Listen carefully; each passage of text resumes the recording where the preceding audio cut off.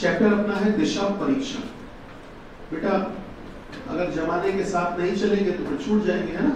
तो ये मैं इसलिए बता देता हूँ, इसलिए कह रहा हूँ क्योंकि अब डायरेक्शन में जो सवाल हमने कल आपको घर के लिए दिए थे वो नए पैटर्न के सवाल अब वही पूछे जा रहे हैं, ठीक, इसलिए ऐसी बात कही गई थी, ठीक है।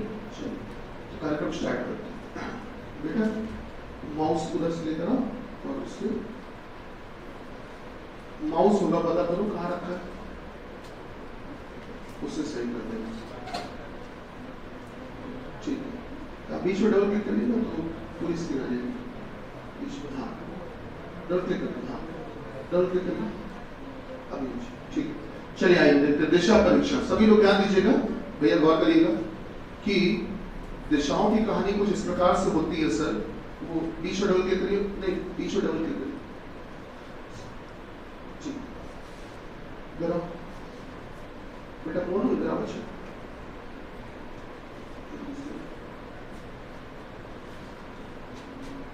ये नीचे से पूरा खुला नहीं है, नीचे से देखो जरा चेक करो।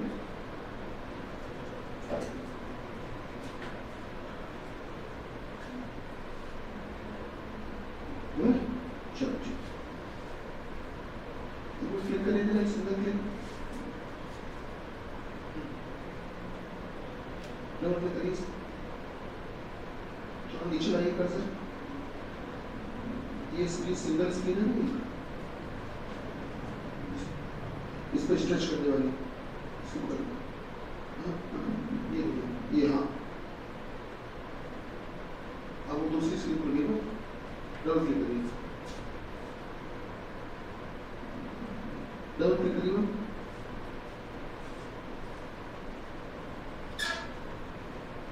नीचे ले आइए, पूरी विंडो आ जाएगी। हाँ वो जो सारी विंडो, हाँ इसके बगल में, इसके बगल में, चलिए ठीक है, कोई नहीं, चलिए शुरू करें, इसको भी सही करते हैं, ठीक। आप लोग लगे बेटा, तो दिशाएं इस प्रकार से होती हैं, सभी लोग गौर करिएगा सर। 4 दिशाएं पहले होती हैं ऐसे, जिसमें कि उत्तर दिशा हमेशा ऊपर होती है, नॉर्थ, जिसको कि आप कहते हैं सर उत्तर दिशा। बेटा दक्षिण दिशा हमेशा नीचे होती है, इसको हम लोग साउथ कहते हैं। और इसी प्रकार से पूर्व दिशा हमेशा इस तरफ होती है, राइट साइड में, और पश्चिम दिशा बेटा हमेशा लेफ्ट साइड में होती है, बाईं तरफ होती है। उत्तर दक्षिण पूर्व पश्चिम, ये होती है 4 दिशाएं, ठीक। उत्तर और पूर्व के बीच में जो दिशा होती है उत्तर पूर्व कहलाती है, इसको नॉर्थ ईस्ट कहते हैं। दक्षिण और पूर्व के बीच की दिशा दक्षिण पूर्व कहलाती है, इसको साउथ ईस्ट भी कहते हैं। दक्षिण और पश्चिम के बीच की दिशा साउथ वेस्ट, यह दक्षिण पश्चिम कहलाती है। और उत्तर और पश्चिम के बीच की दिशा उत्तर पश्चिम। अगर हम एक गोला बना दें तो एक गोला पूरा होता है हमेशा 360 डिग्री में, और ये पूरा गोला जो है वो छोटे छोटे टुकड़ों में बांटा गया, 8 टुकड़ों में, 8। ये बेटा 8 टुकड़े आप गिन सकते हो, 1 2 3 4 5 6 7 8, और सारे टुकड़े बराबर है, तो 8 से भाग दे दो, भाग दोगे तो हर एक टुकड़ा कितने डिग्री का आता है, 45 का, 45 डिग्री का हर एक टुकड़ा ये आता है, सारे टुकड़े। इसके अलावा राइट का मतलब होता है दायां, ये आप सभी को पता है, और बेटा लेफ्ट का मतलब होता है बायां, ये भी आप सब जानते हो। इसके अलावा सर जो सुबह सूरज निकलता है, जिसको कि आप सूर्योदय कहते हो, सूर्योदय, सूर्योदय जिसको कि आप सनराइज भी कहते हो, सुबह सूरज जो निकलता है वो किस दिशा से निकलता है, पूर्व से। और शाम को जब सूर्यास्त होता है बेटा, इसको आप सनसेट भी कहते हो, वो होता है किस दिशा में, पश्चिम में। तो सनसेट होता है पश्चिम में, और सूर्योदय जो निकलता है वो किस दिशा में निकलता है, पूर्व।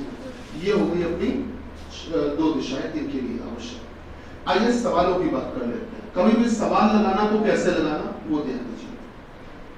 सवाल लगाने का तरीका ये होता है कि पहले आपको 4 दिशाओं के नाम लिखने होंगे, उत्तर, दक्षिण और पूर्व और भैया पश्चिम, 4 दिशाओं के नाम। ये सवाल लगाने का तरीका होता है। सवाल जब भी कोई लगाया जाता है डायरेक्शन का, पहले 4 दिशाओं के नाम लिखे जाते हैं, उत्तर, दक्षिण, पूर्व, पश्चिम।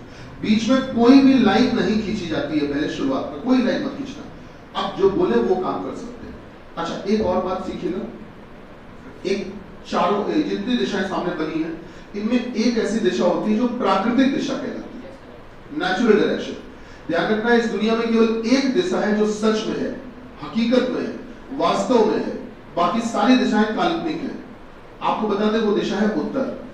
नॉर्थ एक इकलौती ऐसी दिशा है जो सच में होती है, एग्जिस्ट करती है, जो रियल डायरेक्शन कहलाती है, या कह सकते हो नेचुरल डायरेक्शन। बाकी पूर्व नाम की कोई दिशा होती ही नहीं है, पश्चिम नाम की कोई दिशा होती ही नहीं है, दक्षिण नाम की कोई दिशा होती ही नहीं है, ये सब काल्पनिक है। ये केवल एक दिशा है जो वास्तविक है इस दुनिया में। ये पूछा जाता है जीएस में क्वेश्चन, ये जीएस में कई बार रिपीट हुआ है कि बताइए निम्न चार दिशाओं में से, निम्न विकल्पों में से कौन सी दिशा है जो वास्तविक दिशा है। चार ऑप्शन दिए जाते हैं, पूर्व, पश्चिम, उत्तर, दक्षिण। आंसर है उत्तर। ये जीएस में पूछा जाता है। और आप गौर करना, कभी आप जरा एटलस की बुक खरीदना, मानचित्र वाली बुक आती है, या कभी दुकान से जाके 1 रुपए का 2 रुपए का एक मानचित्र मैप खरीद लेना।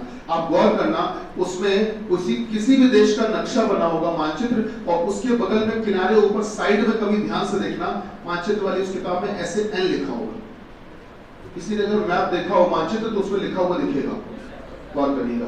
तो कहने का मतलब जो मानचित्र है वो भी केवल एक ही दिशा बताता है कि ध्यान से देखो, ऊपर जब जाओगे तो ऊपर उत्तर है, एन मतलब नॉर्थ, वो केवल एक ही दिशा बताते हैं। कहते हैं बाकी दिशा हम नहीं बता रहे, तुम्हें मानना हो मान लो कि नीचे दक्षिण है, उधर पूर्व है, वो तुम मान सकते हो, लेकिन हम तो इतना बताएंगे कि एक ही दिशा है इस दुनिया में जो वास्तविक है।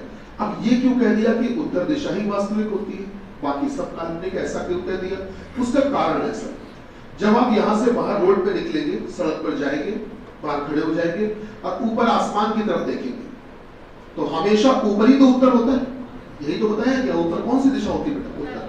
तो जब आप आसमान की तरफ देखेंगे तो आपको आसमान साफ साफ दिखाई पड़ता है, अंतिम छोर तक दिखाई पड़ता है, उत्तर दिशा बिल्कुल स्पष्ट दिखाई पड़ती है। वो बात अलग है कि आपको आसमान में बहुत छोटे छोटे तारे हैं, वो शायद कम दिख रहे हैं या नहीं दिख रहे होंगे, उसके लिए तमाम दूरबीन बनी, आप जानते हो, उनसे भी आप देख सकते हो। लेकिन उत्तर दिशा तो पूरी दिख गई अंत तक, लेकिन अब दक्षिण दिशा देखो, नीचे जमीन के नीचे क्या दिख रहा है?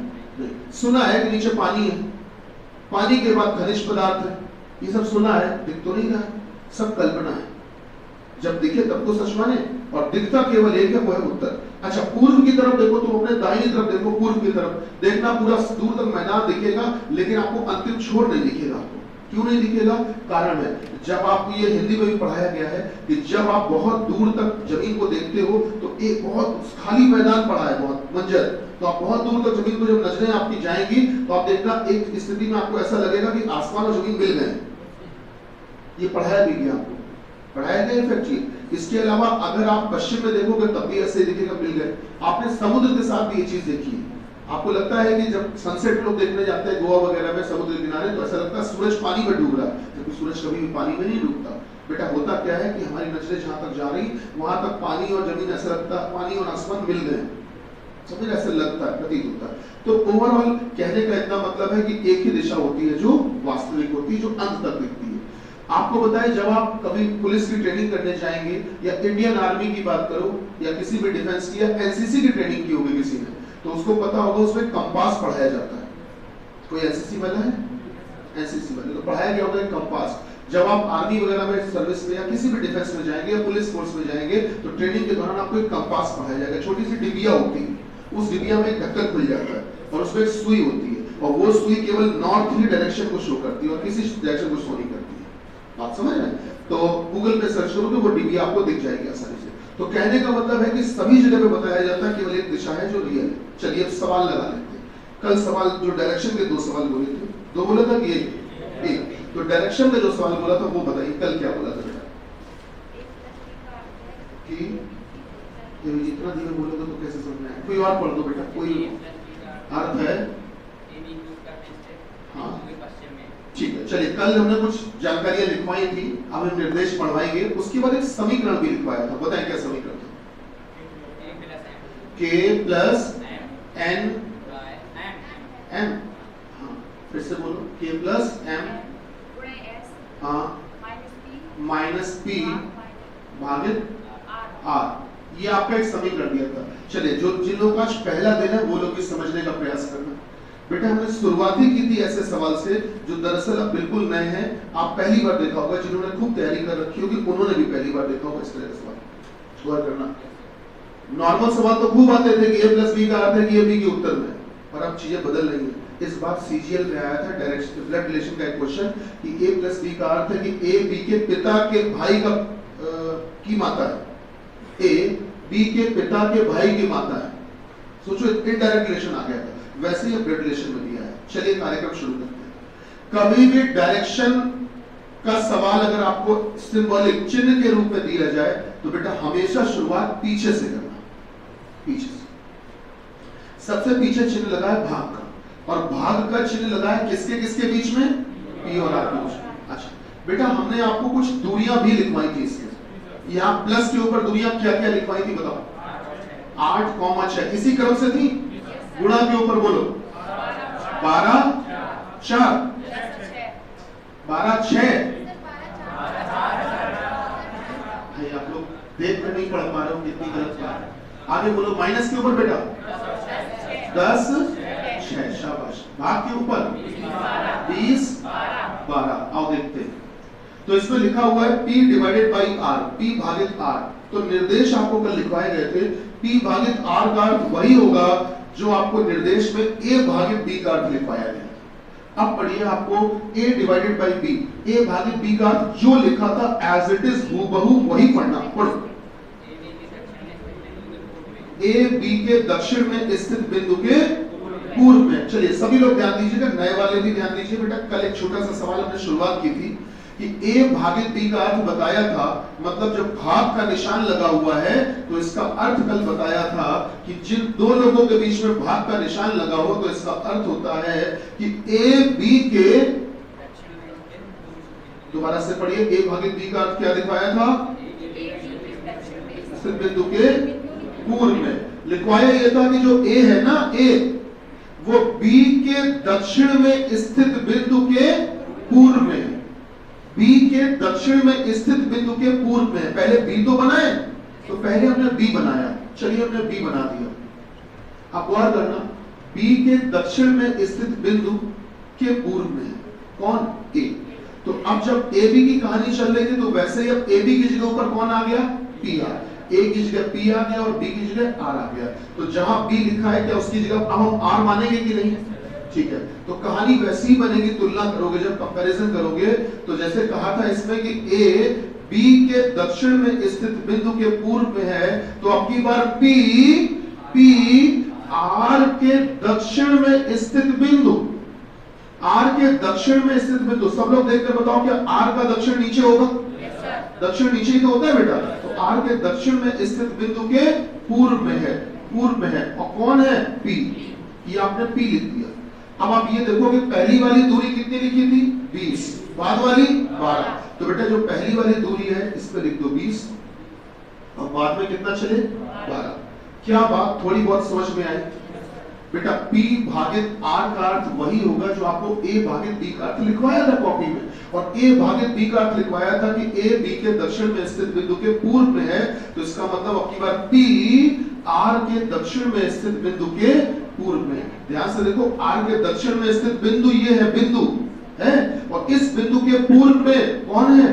P है। चलिए अगला देखते हैं। अगला जो निशान लगा है वो माइनस का लगा है, और बेटा माइनस का निशान किसके किसके बीच में लगा है? S और P। तो S माइनस P का अर्थ तो वही होगा जो हमको A माइनस B का लिखवाया गया। जरा कॉपी में पढ़िए, सभी लोग पढ़िए, A माइनस B का अर्थ क्या लिखवाया गया?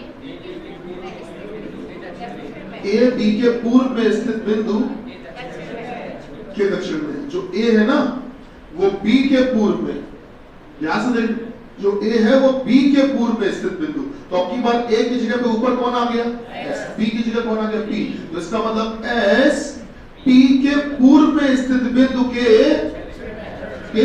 दक्षिण में है। तो जो S है ना वो P के पूर्व में स्थित बिंदु। अब P के पूर्व में स्थित बिंदु, चलो P के पूर्व में चलते हैं, चलो P के पूर्व में चलते हैं। तो P के पूर्व में स्थित बिंदु, P के पूर्व में स्थित बिंदु, P के पूर्व में। अब सभी लोग देखकर बताओ बेटा ये P है, ध्यान से देखकर ये P है। अगर P के पूर्व में चलना होगा तो पूर्व तो उधर ही होता है। तो P के पूर्व में स्थित बिंदु के दक्षिण में है। दक्षिण में पता है कौन है? S। This is S।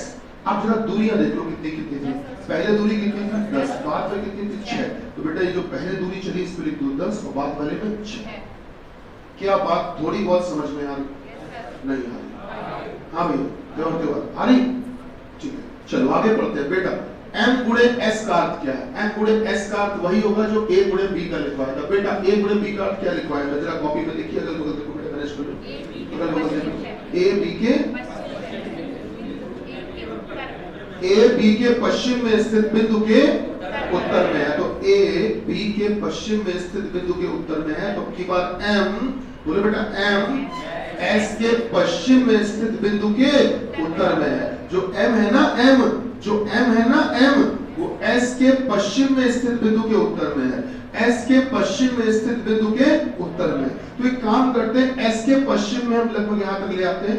s के पश्चिम में स्थित बिंदु बेटा, s के पश्चिम में स्थित बिंदु के उत्तर में है। कौन उत्तर में है बेटा? m है। तो एक काम करते हैं, ऊपर इधर कहीं हम बना देंगे m, दिस इज m, ये m। अच्छा, ये हमने दूरियां इस हिसाब से क्यों बनाई है उसका कारण समझिएगा बेटा, गौर करिए कारण। जब आप दूरी बनाया करो तो अंदाजे से बनाया करो। अगर 12 सेंटीमीटर की लाइन इतनी बड़ी है तो 10 की लाइन उससे छोटी होगी, 4 की लाइन उससे छोटी होगी, ऐसे ही तो है। ये आइडिया आपको खुद से लेना पड़ेगा। तो गौर करिएगा बेटा, आप ये बताइए m और s के बीच में पहली वैल्यू कितनी है? 12। तो पहले आपको 12 लिखना है। अब जरा गौर फरमाइएगा, सामने देखिएगा, यहां से यहां तक का टुकड़ा कितना था? 10। और यहां से यहां तक की लाइन कितनी है? 12। कुल मिलाकर 10 से तो ज्यादा ही है। तभी तो देखो ये जो बिंदु है वो उससे आगे निकल रहा है, उस वजह से आगे आ गया। सही बात है। 10 की लाइन छोटी और 12 की लाइन उससे बड़ी। अच्छा, ये पढ़िए, बाद में संख्या कितनी दी है? 4। यहां लिख दिया 4। अब एक बात गौर करो, ये हाइट कितनी थी? ये हाइट 6 और ये दूरी कितनी? 4। तो 6 से तो कमी है ना, तो ध्यान से देखो, उससे छोटी लाइन तो है। सही बात है। अब देखो बेटा, अगला k plus m। k plus m का अर्थ वही होगा जो कॉपी में a प्लस b का लिखवाया था। कॉपी में पढ़िए सभी लोग, a प्लस b का अर्थ क्या लिखवाया था बेटा? a b के उत्तर में स्थित बिंदु के पश्चिम में है। जो a है ना a, वो b के उत्तर में स्थित बिंदु के पश्चिम में है। तो मतलब की बात k m के उत्तर में स्थित बिंदु, k जो है वो m के उत्तर में। अब बेटा अगर m के उत्तर में जाना है तो ऊपर जाएंगे। m के उत्तर में स्थित बिंदु, m के उत्तर में स्थित बिंदु, सर m के उत्तर में स्थित बिंदु, सर m के उत्तर में स्थित बिंदु, m के उत्तर में स्थित बिंदु के क्या लिखवाया था? के पश्चिम में है। कौन है? कौन है? के है ना बेटा, पश्चिम में है। तो पश्चिम में है के। चलिए बढ़िया बात है, के लिख देते हैं, अभी लिख देते हैं के। गौर करिएगा बेटा,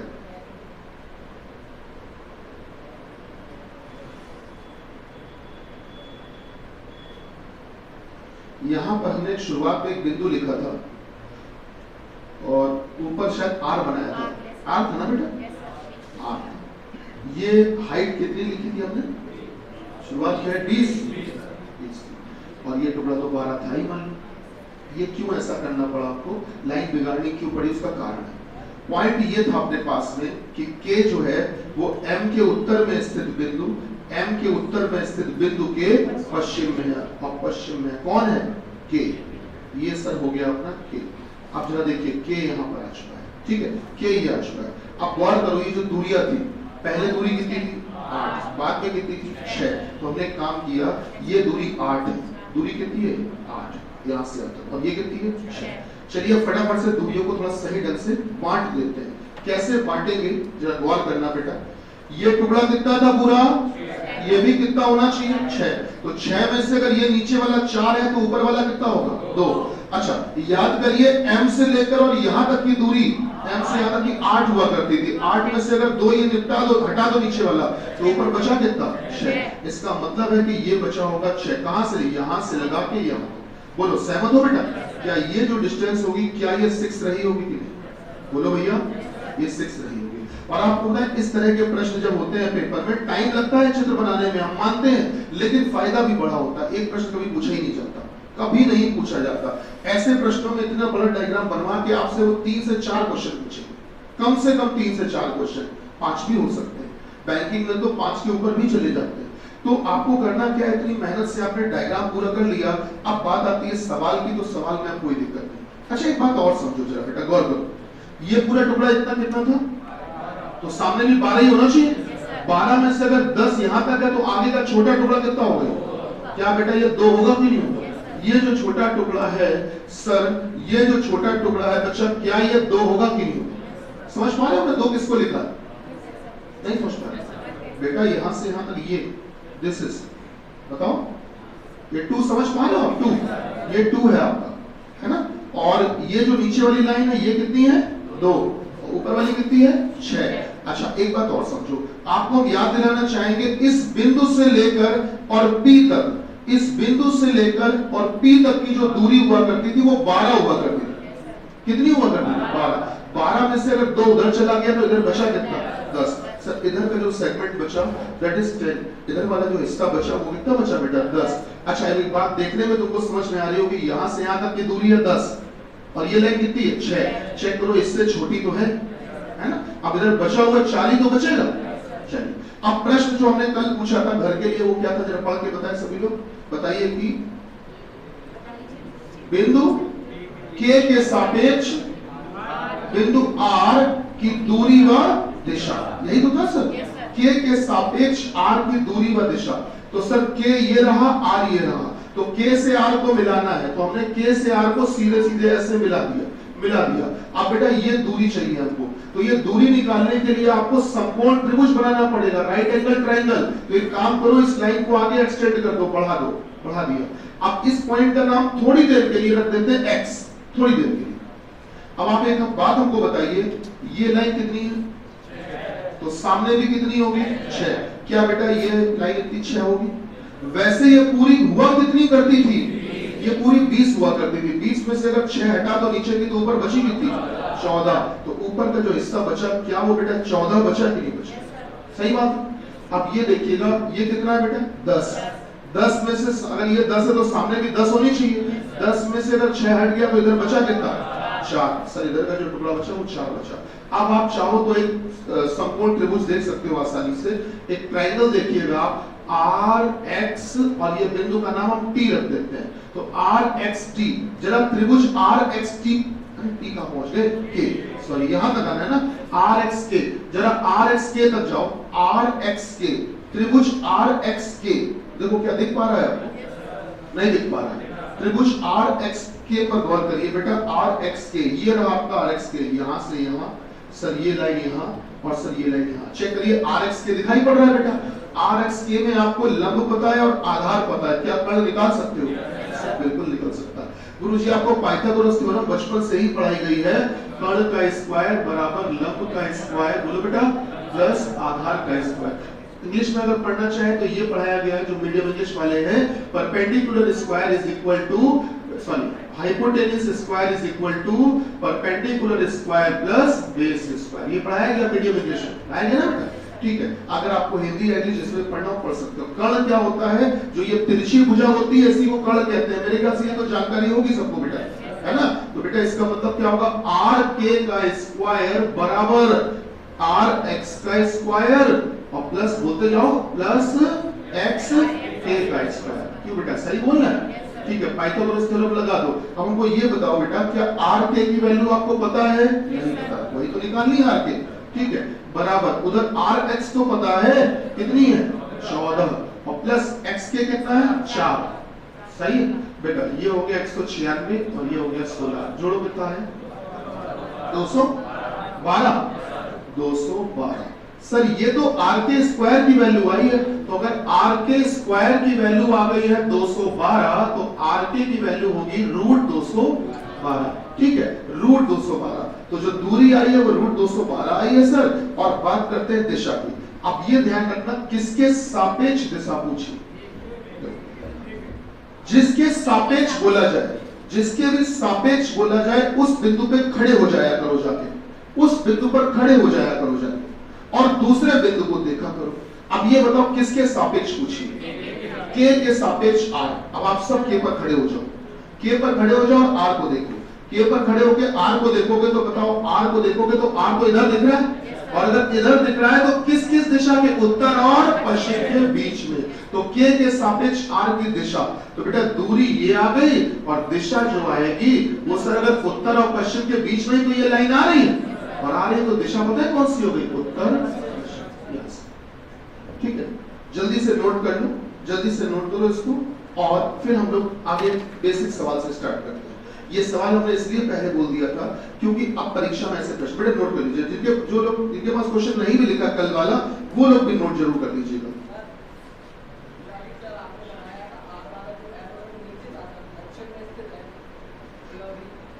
पी और आर, हाँ पी और आर के बीच में रिश्ता क्या था जरा याद करो, क्या था बेटा, ए भागित बी का बता दो। अच्छा फिर से पढ़ो बेटा, ए भागित बी का अर्थ क्या बताया था, ए जो है वो बी के दक्षिण में स्थित बिंदु के पूर्व में। ठीक है, तो बेटा इसका मतलब है कि जो पी होगा वो आर के दक्षिण में स्थित बिंदु के पूर्व में होगा। तो ठीक है, कोई नहीं, आप आर के दक्षिण में स्थित बिंदु नीचे हो जाएगा। ठीक है, और इसके पूर्व में कौन है, पी। ठीक, वही रहेगी लाइन, केवल दिशा ऊपर से मैं नीचे की तरफ कर दी। ठीक है, वो तो हमें याद नहीं रहा होगा तो बना लिया, कोई विषय। जल्दी नोट करिए, डायग्राम नोट कर लीजिएगा। और इसमें पेपर में हमने आपसे बताया 3 से 4 प्रश्न पूछे जाते हैं। अब सभी लोग हमको एक चीज देखकर बताइए, बिंदु x पर खड़े हो जाओ, x पर, बिंदु x पर खड़े हो जाओ और बिंदु m को देखो, x पर खड़े हो जाओ और m को देखो, x पर खड़े हो जाओ और m को देखो और बताओ दिशा कौन सी है, दक्षिण पूर्व। भाई x पर खड़े हो गए और m को देख रहे हैं, तो m तो बेटा इधर दिख रहा है और इधर मतलब कि किसके किसके बीच में, दक्षिण और पूर्व के बीच में। दिशा कौन सी होगी, दक्षिण पूर्व। एक और जवाब दे दो, एक और जवाब दे दो, एक छोटी सी बात का जवाब दीजिएगा, देखते भाई आपको किस हद तक हमारी बात समझ में आ पा रही है। एक व्यक्ति है राहुल, वो बिंदु P से चलना शुरू करता है। एक व्यक्ति है राहुल, वो बिंदु P से चलना शुरू करता है पश्चिम की ओर, पश्चिम दिशा में, वेस्ट में। और आप सभी जानते हो कि जो पश्चिम दिशा होती है वो बेटा इस तरफ होती है। तो एक व्यक्ति है राहुल जो बिंदु P से चलना शुरू करता है पश्चिम की ओर और वो चलता है 20 मीटर, 20 मीटर, 20 मीटर पश्चिम की ओर। जैसे अब राहुल जहां पे पहुंचा है वहां से अगर वो देखे तो उसको बिंदु R किस दिशा में दिखेगा। अब जहां राहुल पहुंचा है वहां से, और ये पेन चलाने की इसमें आवश्यकता नहीं है, ओरल लिखने का सवाल ही है।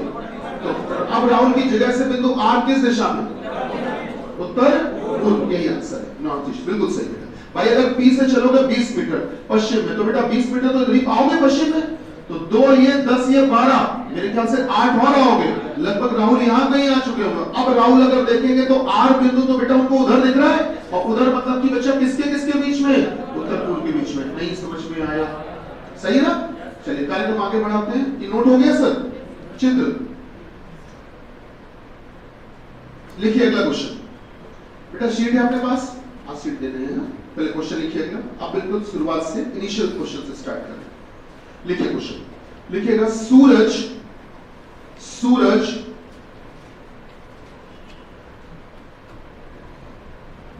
अपने घर से निकलकर, सूरज अपने घर से निकलकर 15 मीटर, 15 मीटर पश्चिम में जाता है। सूरज अपने घर से निकलकर 15 मीटर पश्चिम में जाता है, 15 मीटर पश्चिम में जाता है। फिर यहां से वह अपने दाहिने मुड़कर, यहां से वह अपने राइट मुड़कर, यहां से वह अपने दाहिने मुड़कर, अपने राइट मुड़कर, अपने राइट मुड़कर, अपने राइट मुड़कर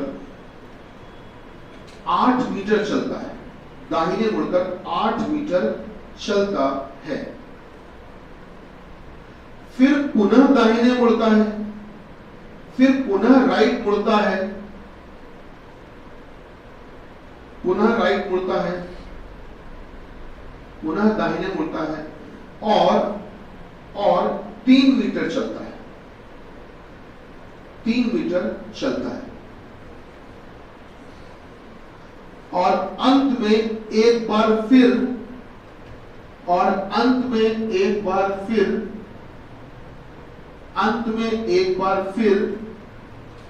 अपने दाहिने मुड़कर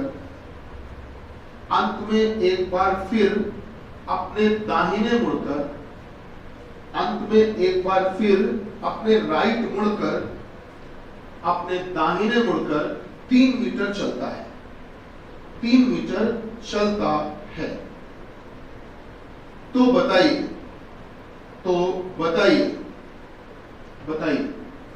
अब बेटा डैश लगा दीजिए। डैश लगा के नीचे नई लाइन से लिखिए। डैश लगा दीजिए, नीचे नई लाइन से लिखना। पहला सवाल, पहला, उसने प्रारंभिक बिंदु से अंतिम बिंदु तक कुल कितनी दूरी तय की? उसने प्रारंभिक बिंदु से अंतिम बिंदु तक कुल कितनी दूरी तय की? उसने प्रारंभिक बिंदु से अंतिम बिंदु तक कुल कितनी दूरी तय की? दूसरा लिखो इसको बेटा, सेकंड। दूसरा लिखो उसके अंतिम बिंदु के सापेक्ष उसका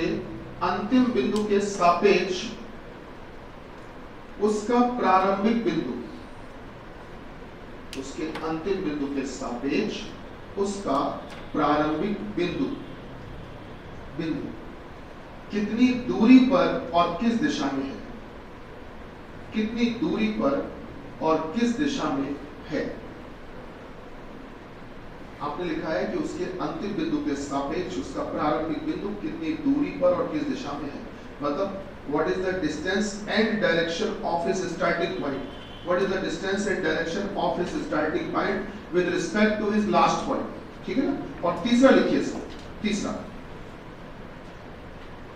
अब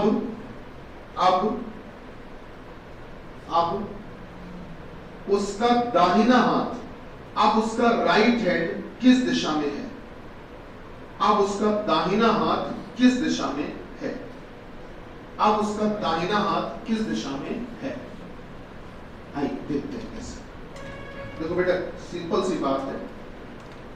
आप जिस व्यक्ति की बात हो रही है उस व्यक्ति की जगह अपने आप को मान लिया करो। जो आपका दायां वही उस व्यक्ति का दायां, जो आपका बायां वही उस व्यक्ति का बायां। आप अपने आप को एज्यूम कर लिया करो, अपने हिसाब से चलिए। कोई सूरज नहीं है, कोई राहुल नहीं है, कोई मुकेश नहीं है।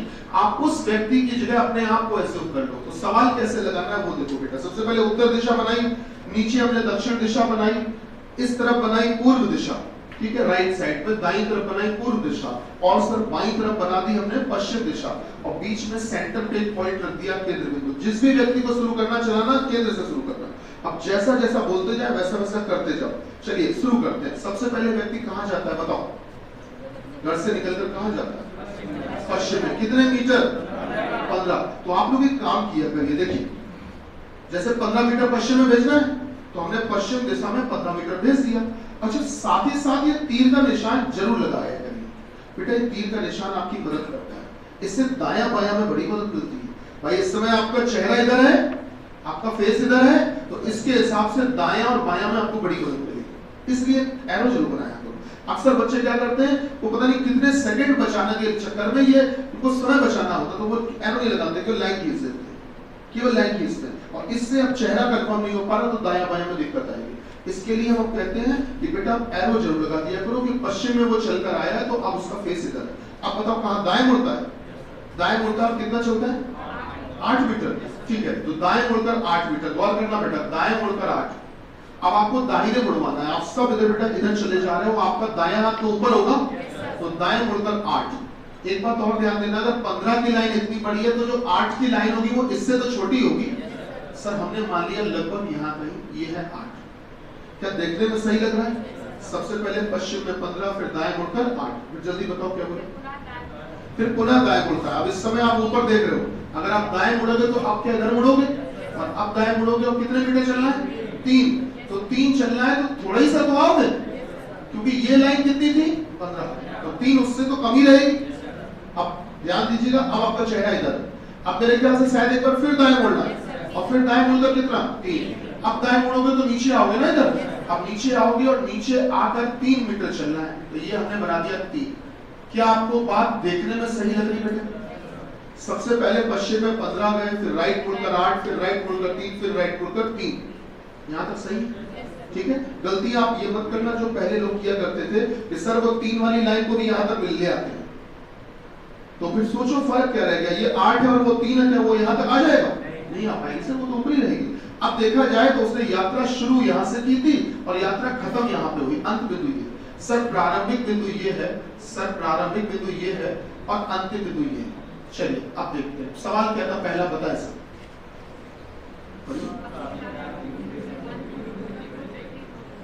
सवाल यह था कि बताइए उसने कि प्रारंभिक बिंदु से अंतिम बिंदु तक कुल कितनी दूरी, टोटल डिस्टेंस कितनी ट्रेवल की है। तो गौर करना बेटा, प्रारंभिक बिंदु से चलेगा तो चलते चलते चलते पहले कितना चला था 15, फिर 8, फिर 3, फिर 3, टोटल 15 और 8 23, 23 3 26 3 29। तो पहले सवाल का जवाब है 29।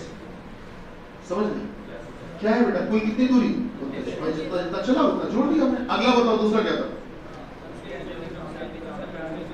उसके अंतिम बिंदु के सापेक्ष उसका प्रारंभिक बिंदु कितनी दूरी को बेटा, अंतिम बिंदु ये है, प्रारंभिक बिंदु ये है।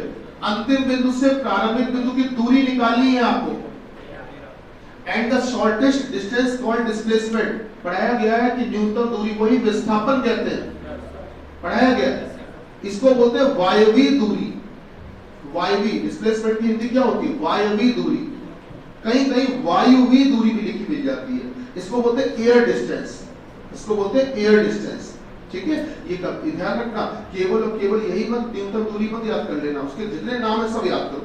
वायवीय दूरी, न्यूनतम दूरी, या कह सकते हो निम्नतम दूरी, कभी कभी निम्नतम दूरी भी देता है, सबका मतलब एक ही। तो आपको प्रारंभिक और अंतिम बिंदु के बीच की ये दूरी निकालनी है, इस छोटी दूरी। अब ये निकालनी तो है सर, लेकिन निकालने के लिए आपको समकोण त्रिभुज बनाना पड़ेगा। तो यहाँ से एक लंब खींचिए, परपेंडिकुलर ड्रॉ कर दिया नीचे। सही बात है बेटा। अब आप गौर करो, इस समय आपको त्रिभुज PQR, क्या आपको त्रिभुज PQR दिख रहा है? अच्छा ध्यान देना बेटा, ये कितना था? तो ये भी कितना होगा? 8 में से ऊपर कितना है? 3, नीचे बचा कितना? 5। सही चल रहा है बेटा, ये कितना था? 3, तो ये भी कितना होगा? 3। वैसे पूरी लाइन थी कितनी? 15 में से 3 हटा दो, इधर बचा कितना? अब आप गौर करिए सर, ये 12 है, ये 5 है। क्या पाइथागोरस थ्योरम लग सकती है? बिल्कुल लग सकती है। आप सॉल्व कर लोगे पाइथागोरस प्रमेय, तो बेटा चेक करना ये कितना आएगा। अब गणित वाले सर ने आपको कुछ ट्रिपलेट्स याद करवाए, अनुपात याद करवाए, नहीं किए आपने तो कर लीजिएगा जरूर, क्योंकि इतना समय नहीं होता कि पेपर में पाइथागोरस थ्योरम लगाते हो। तो आपको छोटा तरीका भी पता होना चाहिए। तो छोटा तरीका क्या होता है कि आपको लंब और आधार का अनुपात दिया जाएगा और कण का अनुपात उसके आधार पे निकाला जाता है। अब ये कुछ ट्रिपलेट्स जो आपको याद करवाए गए वो हैं क्या? जैसे अगर लंब और आधार अगर 3 और 4 के अनुपात में है, कण कितना होगा? 5। सही बात है। अगर लंब और आधार 5 और 12 के रेशियो में, तो कण कितना होगा? 13। आपको ज्यादा नहीं, 2-3 याद करने, उन्हीं से सब काम लग जाता है। ठीक है, अब आपको एक मजे की बात बताते हैं, आप ट्रिपलेट्स खुद कैसे निकाल सकते हो, इसकी भी ट्रिक होती है। ट्रिपलेट्स खुद निकाल सकते हो। हमेशा ध्यान रखना, जो छोटी भुजा होती है, छोटी भुजा, उसी से सारा खेल हो जाता है। देखो जैसे आपको क्या हुआ कि एक समकोण त्रिभुज में आपको एक छोटी भुजा 3 दे दी गई, 3, और आपसे बोला गया बाकी के 2 भुजाएं बताओ कितनी कितनी होगी। तो तरीका क्या होता है, ध्यान देना, जो छोटी भुजा दी जाए आपको 3, जो भी दी जाए, छोटी भुजा उसका स्क्वायर कर दिया, और वर्ग, 3 का स्क्वायर कितना होगा? अपनी तरफ से वर्ग करो, और इसका 9 का आधा कर दो, कितना होगा? 4.5 होगा। अरे बताओ यार, हमने किया क्या? जो भी छोटी भुजा का मान दिया जाए, छोटी साइड दी जाए, उसका पहले वर्ग करो, वर्ग करने के बाद उसका आधा कर दो, आधा करके जो आया 4.5 आया।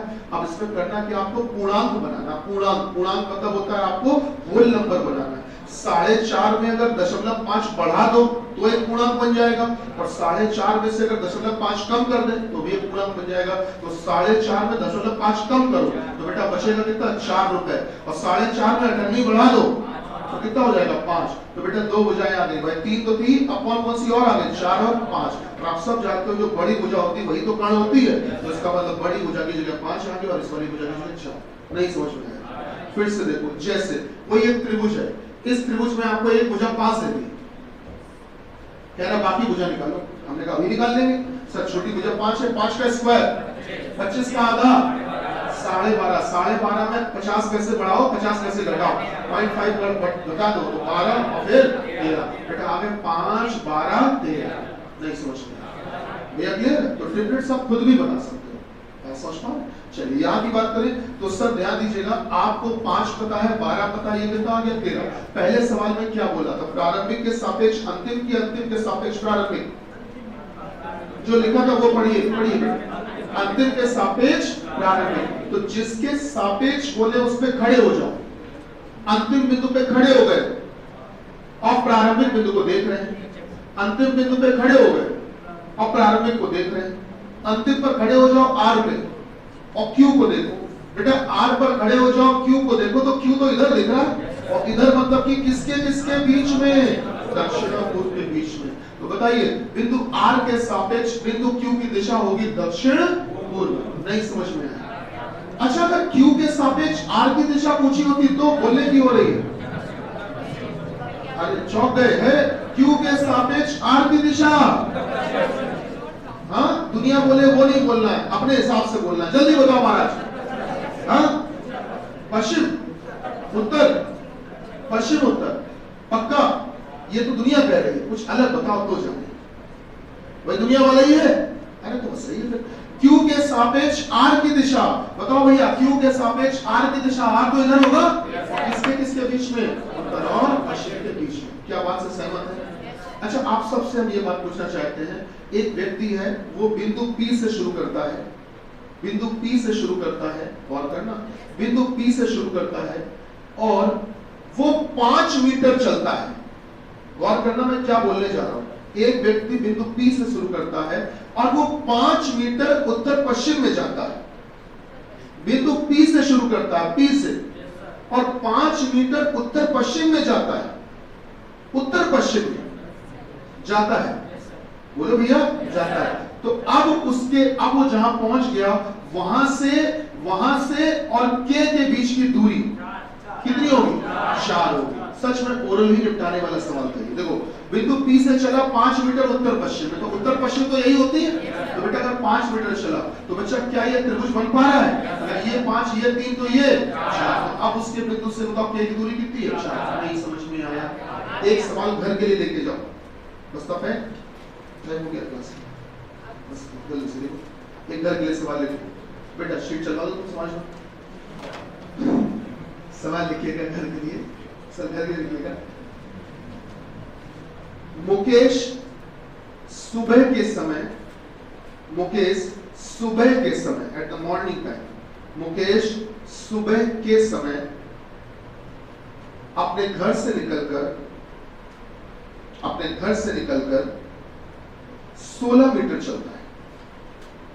मुकेश सुबह के समय अपने घर से निकलकर 16 मीटर चलता है। फिर वह क्रमशः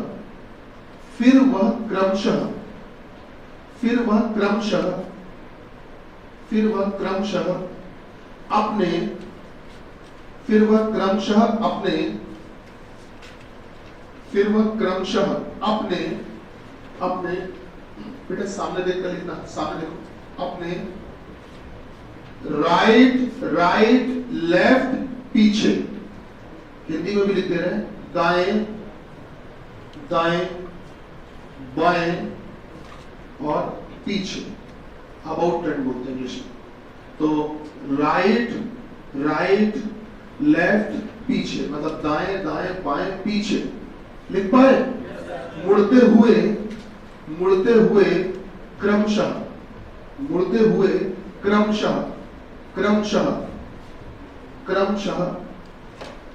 12 कॉमा लगाओ 8 10 तथा 6, 12 8 10 तथा 6, 12 8 10 तथा 6 मीटर की दूरियां मीटर की दूरियां चलता है। 12, 8, 10 तथा 6 मीटर की दूरियां चलता है। 12, 8, 10 तथा 6 मीटर की दूरियां चलता है और देखता है कि अब वह अपनी परछाई का पीछा कर रहा है।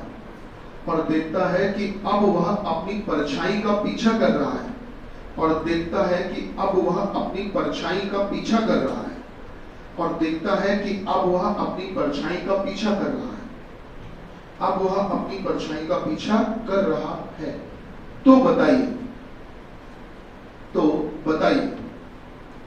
तो बताइए उसके प्रारंभिक बिंदु के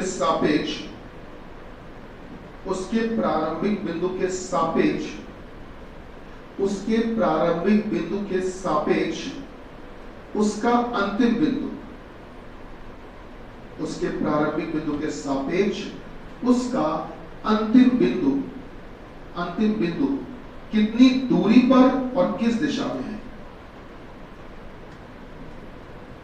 कितनी दूरी पर और किस दिशा में है? कितनी दूरी पर और किस दिशा में है? ठीक, प्रयास करिएगा।